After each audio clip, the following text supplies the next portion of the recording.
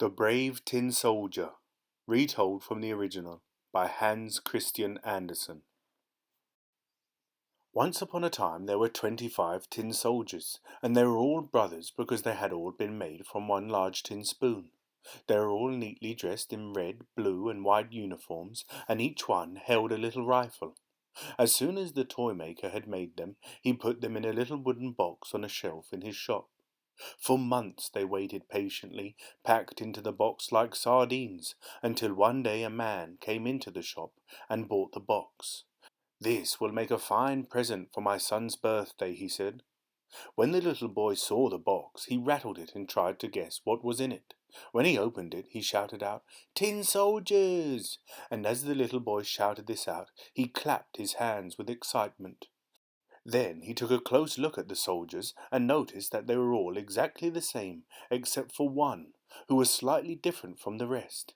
He only had one leg, as he was the last to be made, and there wasn't enough tin left to give him another leg. But this brave little soldier stood upright and proud like the others, even though he only had one leg to stand on, and the others had two. The boy stood the one-legged soldier right in front of his paper castle. This beautiful little castle looked just like a real castle in miniature. Delicate paper trees and a lake made from a mirror stood in front of it. It was a beautiful scene, and it filled the little tin soldier's heart with joy, especially when he saw the pretty little girl who stood at the door of the castle. She had been intricately cut out of paper and was dressed in dancer's costume, with a red rose at the waist that was as big as her face. The beautiful girl stretched her arms high above her head because she was a ballerina. One of her legs was raised so high that the little tin soldier couldn't see it, and thought she only had one leg. "That's the wife for me," he thought, "but she is far too grand. Her home is a beautiful castle, and I live in a simple wooden box. Still, I might as well try to make friends with her." But although he couldn't stop looking at the beautiful ballerina, he couldn't muster up enough courage to speak to her. Later that evening, all the other tin soldiers were packed into their box, and everybody went to bed. As soon as everyone in the house was fast asleep, all the other toys started dancing around the room. The coloured pencils stood upright and started to do a merry little tap dance. The top spun around furiously, and the clockwork mouse whizzed along the floor. Two wooden dolls played happily on a little seesaw, while a tiny clown balanced in the middle. The only toys who didn't move were the little tin soldier and the ballerina. On the strike of 12, the lid flew off a little wooden box, and a cheeky little jack-in-the-box leapt up on his spring. He laughed heartily, and as he laughed all the bells on his hat made a loud jingling noise. "Tin soldier," said the jack-in-the-box, "please keep your eyes to yourself." But the soldier stood firm and pretended that he hadn't heard him. "You'll be sorry when tomorrow comes," said the jack-in-the-box. All the toys made such a noise that they woke the canary, so he decided to join the fun. At sunrise, all the toys went back into their boxes, and the canary flew back into his cage. All was quiet again. As soon as the children of the house woke up, the little tin soldier was put on the window-sill. But he had only been standing there for a few minutes when the window flew open, and he fell out head first into the garden below. To this day nobody knows whether it was the cheeky jack-in-the-box who pushed him out, or the draught caused by the wind. The poor little soldier suffered a bad fall, because he had fallen from one of the rooms at the top of the house. His legs stuck straight up in the air, and he was left upside down in the garden, with his rifle caught between two large rocks. He was completely stuck, and he couldn't budge an inch. When they noticed that he had gone, the servant and the little boy dashed straight out into the garden to look for him, and although they very nearly trod on him, they couldn't find him.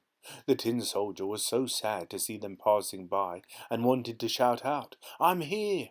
but didn't think it was the proper thing for a soldier to do, as he was dressed in uniform.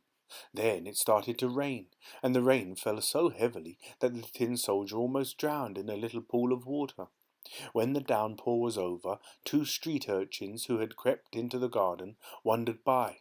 "Look what I've found," said one of them. "It's a little tin soldier. Let's put him in a little boat and send him for a sail." So they picked up a few sheets of old newspaper and made them into a little boat. They lifted the tin soldier up and stood him in it, and in his head the little soldier kept repeating, "Leave me alone." He desperately wanted to shout these words out, but he knew it wasn't the correct thing for a soldier in uniform to do, so he kept quiet. The two urchins sailed the little boat along the gutter. As it drifted along, they ran alongside it, clapping their hands. Oh, what huge waves and a strong current there was in the gutter!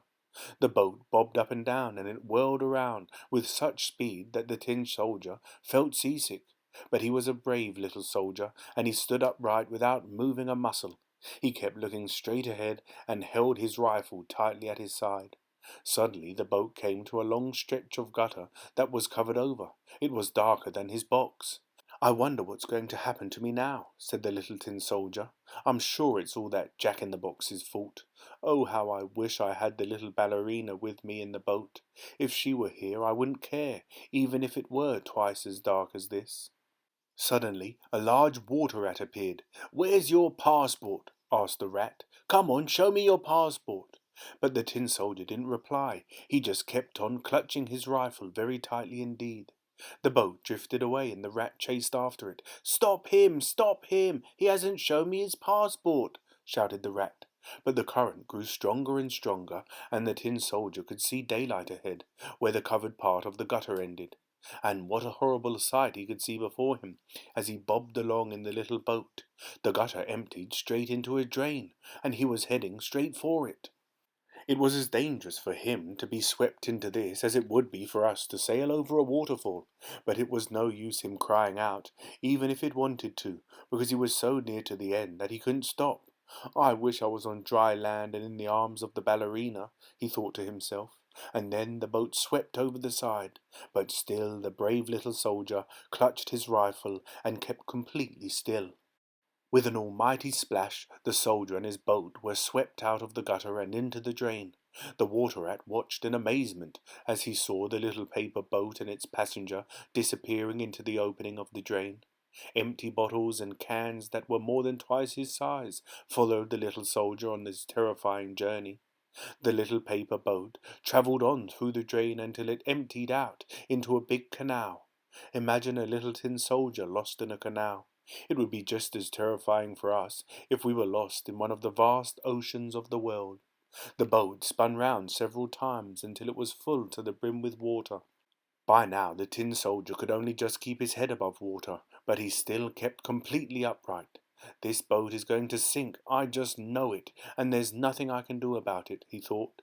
And just as he'd feared, the boat sank deeper and deeper into the water, and the newspaper became more and more sodden.